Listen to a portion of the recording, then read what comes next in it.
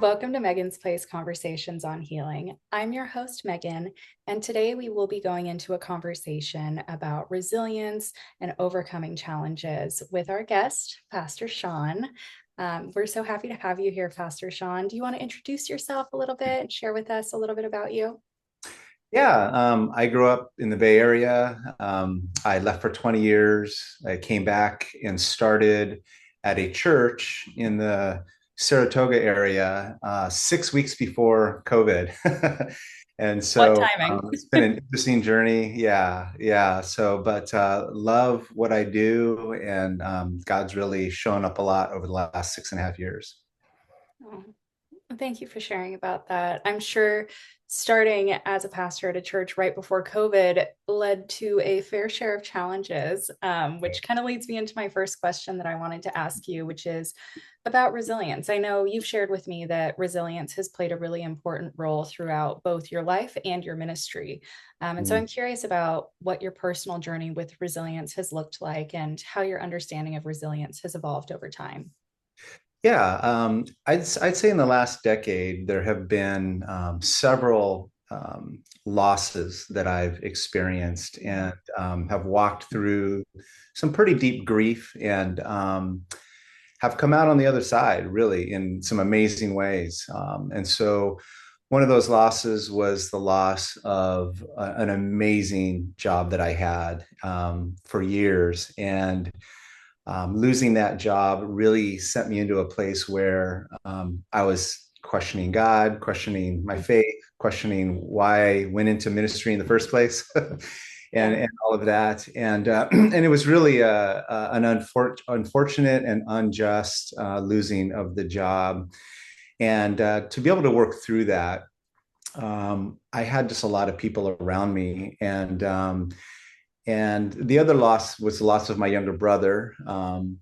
He died of cancer at the age of, I think he was 52.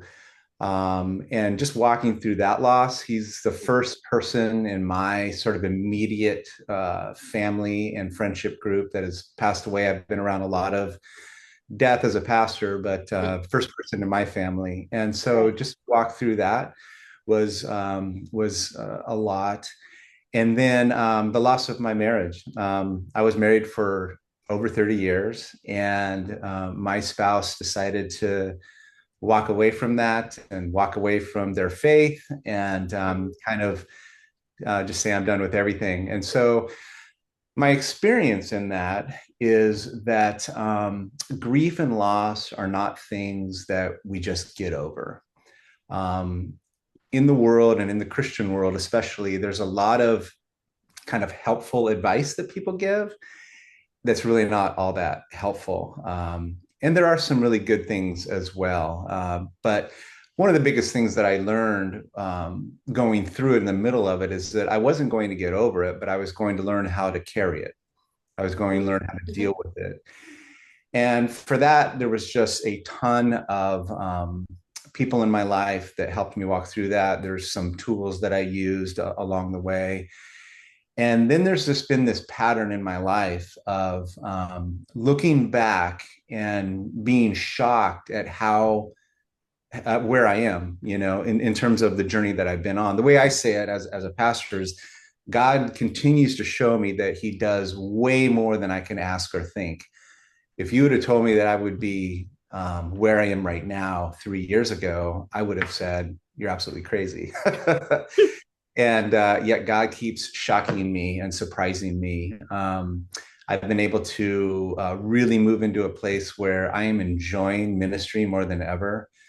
And God brought somebody into my life where I'm experiencing love. I got married a year ago. Oh, Um, congratulations. yeah. And so I've been experiencing a level of love that I've never known. And so I'm just shocked and in awe about how God does those things. So, and it was a lot of work too. Don't get me wrong. There's a ton of work involved. Yeah. It's one thing to be able to say, oh, yes, well, I'm at this point now, and this is what it looks like. And sometimes, when you come out the other side, it's almost like you are phrasing it in a way where you just jumped right over all of the hard stuff. Mm. But I love that you added in that point of, I'm here now, but it was really hard getting through it. You really had to walk through that pain and that hurt and the loss to get to where Absolutely. you are today. And it's a beautiful place where you are, but it wasn't easy to get there. No, absolutely not. Yeah.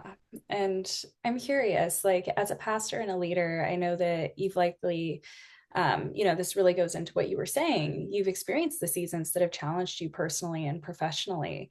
Um, Mhm. I guess I'm curious how those things have shaped how you approach healing and leadership today. Yeah, I don't give small tidbits of advice anymore. I normally will share my story or parts of my story and just spend time with people that are Mm. hurting to come alongside them. I know there's almost no problem that somebody's going through that I'm going to be able to fix it, but I can be present there with them. And I had a group of friends that I have built relationships with over the last 15, 20 years. And they were all just present with me. Now, a couple of them actually did do some pretty skillful stuff. One is a therapist, and he got me off the edge of the cliff and just was phenomenal. Good friend of mine. And then the other was a spiritual director that I had been working with for many years already, knew me really well, knew my story, my journey as a pastor, and knew my family. And I think she saved my faith, really, because it was one of those situations where when my marriage ended, I was shocked. And I thought, wait a minute, I did everything that you're supposed to do. I crossed all the T's, dotted all the I's. I mean, I'm not perfect, but wait, I walked the walk, and why is this happening?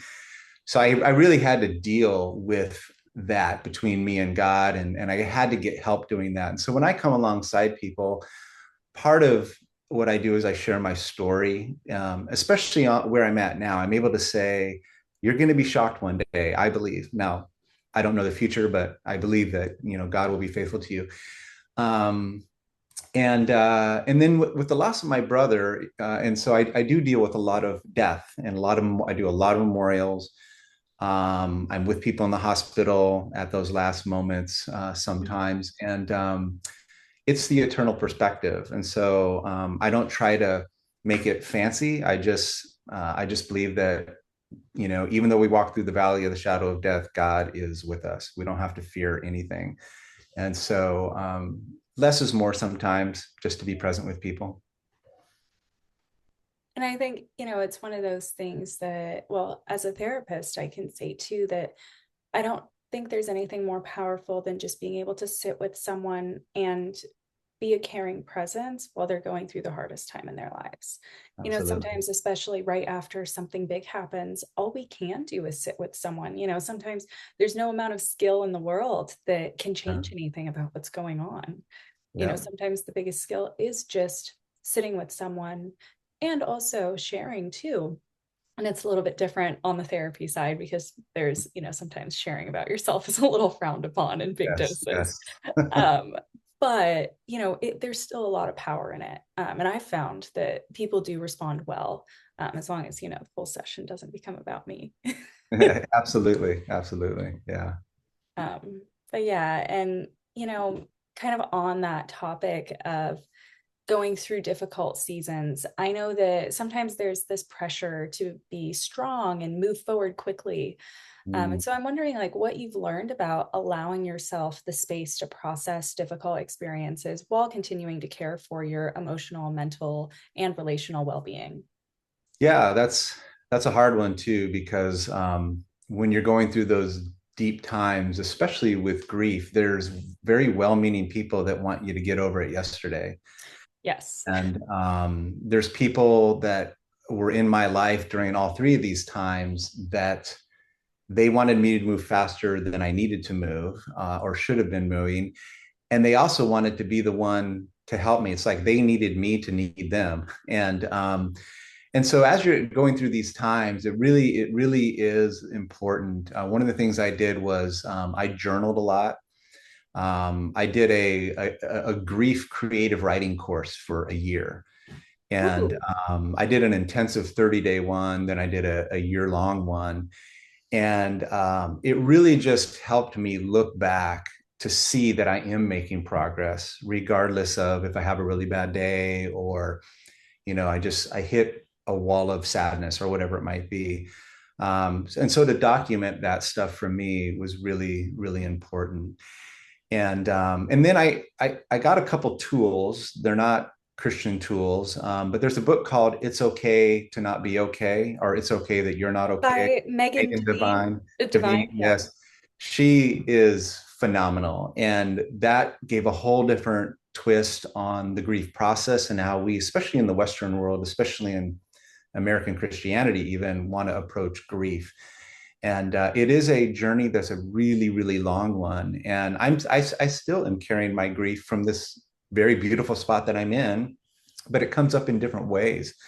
And so, and maybe instead of crying or something like that, something triggers me, and I get really angry, or I get bitterness starts creeping in. And Mhm. so, I've chosen different themes each year. And for 2026, my theme this year has been to work through any anger and bitterness that I am carrying over the last, decade of things that have happened, those three Mhm. things that I went through.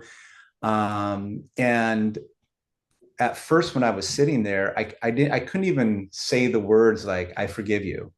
And I've tried to work through this for over a decade. But the more you stick with it and the more patient you are, it comes. And eventually I was able to say out loud, I forgive you. I forgive you. And just whatever it might be. And so the pacing is important, and it's also important to remember everybody's different. So somebody else's journey is not our journey, and that's where the presence comes in, just the consistent presence and friendship. Yeah. And I feel like that's something so, I guess, nuanced in the field is, on one hand, we have these like stages of grief. They're all laid out. They were the ones developed by Elizabeth Kubler-Ross.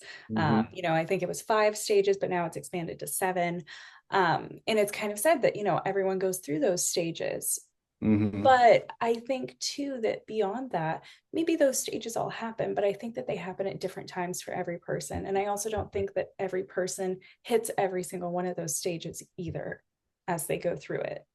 Some Yeah. people, maybe they experienced anticipatory grief leading up to the loss. So maybe Mm-hmm. they had most of those stages of grief before the loss actually happened. Interesting. Yeah. And you never know, it can come in so many different ways. But I think that you're absolutely right. It's different for everyone. And I think I agree. The presence is the most important thing that you can bring. Yeah, absolutely. And There's a couple other books that I'll throw out that really helped me. They're both please, by Maggie Smith, and one is I think it's called "Just Keep Going" or something like that, or "Keep Moving." yeah, Yeah. yeah. I'm And then trying to the other find. one is "You Can Make This Place Beautiful," which is sort of her experience through loss and grief of her marriage. And yeah, I've given those books to people, just to encourage them and stuff. But yeah, especially the one on poetry, it was really helpful to every day just have a poem to read and just, okay, another step forward. Yeah. And I find too that um, I love recommending books to people because so often, especially in sitting with someone, especially if for me, like maybe I'm not sharing what I've been through with them, Mm, having being able to recommend a book or something like that can allow them to still feel like someone understands them and like someone absolutely. else has been through what they've been through and they're not alone in it. Mhm. Yep. And, I know that you have been able to remain healthy through all of these things, emotionally, mentally, relationally. And so that makes me wonder, like, what practices or sources of support have been most meaningful for you? Books could be one of them, but beyond that, I'm curious what other tools you've tried and practices you do. Yeah. So the therapy and the spiritual direction were key, and friendships have been key. I do a lot of running and walking. I used to do a lot of ultra cycling. And so for me, exercise has been something that centers me really, really well. And sometimes I listen to music, but also oftentimes I'm listening to a podcast or a book on tape or something like that. And it's really been my time to connect with myself. And then I also have a playlist that I'll put on, and it's really the way that I talk to God. Outside of sitting on my front porch, it's moving. And so those extended times of walking, running, cycling have been the moments that have kept me in rhythm. If I don't exercise for very long, I'm like a dog that needs to get a walk and he doesn't get one. So he starts chewing things up. And so I need to get out and move my body. And I didn't learn that until after, I think it was in late college when I learned that. It was a game changer for me because I was an athlete in high school and college, but then when I was on my own, nobody was telling me to do anything. And Right. so I just didn't. Right. And then I realized, oh, there's a design that you have. And for other people, it might be something else. But for me, it's just the consistency of connecting to God and connecting to my own soul that have been the rhythms. And so there's things like meditation and prayer and an audiobook, like I said, all those different things play into that. Usually those things are happening when I'm moving. Yeah, absolutely. And I completely agree with you. I feel like exercise it's just an absolute game changer for mental health. Mm-hmm. I've experienced that, especially with running. It's changed my life for the better. And I think almost anyone I've talked to can agree with that. When you really Yeah, get into it, you can notice how much you rely on it and how important it is to improve and help you get through these things. It helps you process your emotions in so many different ways too. absolutely. Yeah, when you're on a 100-mile bike ride, you have a lot of time to kind of deal with what's going on, and you can go through all the stages of grief on one bike ride, and so that's that. Yeah, it really helps. Yeah, you're like bargaining halfway through. Yeah, yeah. I'm gonna turn this bike around. Yes. I am cannot believe I'm only 2 miles in. Mhm, exactly. Yeah. Do you still do ultra cycling at this point? No, I got into more just sort of like swimming, running, cycling, that sort of stuff, and just trying to get. I used to go to the gym, but I don't go to the gym anymore. I just try to do stuff on my own and that sort of thing. But it was taking so much time to do that stuff and to train for a marathon, to train for a triathlon, and I just decided I could just do less and have more time to do other things. And so that's kind of been my approach to that. But I try for at least an hour a day or more. So yeah. It's still really good. I totally understand that with sometimes it just starts to take too long. Yeah. It becomes a bit of a time commitment, but it's an important commitment to yourself. Absolutely. But yeah, well, I am so appreciative of everything that you've shared today. And I'm wondering if for our listeners, you have any additional little tidbits of advice or little pearls of wisdom that you'd like to share. Yeah, I would say something that I didn't know I was doing. I mean, if I worked this out, systematically, I would have said, "Oh yeah, this is what I'm doing." But I just never thought about it. But I had these tools in place before I hit these three big grief things, these three big losses in my Mhm. life, and I had had loss before that I felt like was tragic in its own way. But yeah, these tools, the people, the spiritual direction, the therapy, the reading, and all of the personal spiritual habits that I have or exercise habits, because they were in place, all I had to do was keep doing what I've been doing and trusting that the process would lead me where I need to go, which is healing. So Yeah, I think that's such a good point too, is I feel like so often we wait for something terrible to happen to begin engaging in, healthy habits for us and learning coping skills. But if you have those things in place, you can be so much more resilient if something happens. yes. One other thing that was that I forgot during my deepest grief, I had a group of about 8 people that were in my life and all over the world, really. And I could text all of them, or I could text one or two of them. There were a couple of moments. I've never struggled with like a panic attack in my life, Mhm. but I did during this season, and I was able to and get an immediate response, even if I'm on the other side of the earth on some trip or something like that. So, again, just thinking, who are those people that will be in your corner and will be there? Kind of, they're your 3 o'clock in the morning people. I had a friend that used to say that. I need a few of those in my life. So that's the other little last tidbit I would give. Having those people on speed dial, I think is the best option, and finding the people that not only can they be that for you, but you can be that for them. Absolutely. Um, and maybe trading off in the seasons that happens in. But yeah, I think that that's such a good point. It's very important having that support system. Yes. Um, and, again, Pastor Sean, I'm so grateful for, how vulnerable you were in sharing your story. I think that our listeners are always very appreciative when people are able to share really from the heart about what they've been through and how they came out on the other side. I think that it can be really inspirational. And so I really appreciate that. Absolutely. Yeah. Thanks for having me on. Of course. And to our listeners, thank you so much for tuning into this episode of Megan's Place Conversations on Healing. You can tune in every other Monday for a new episode about resilience and overcoming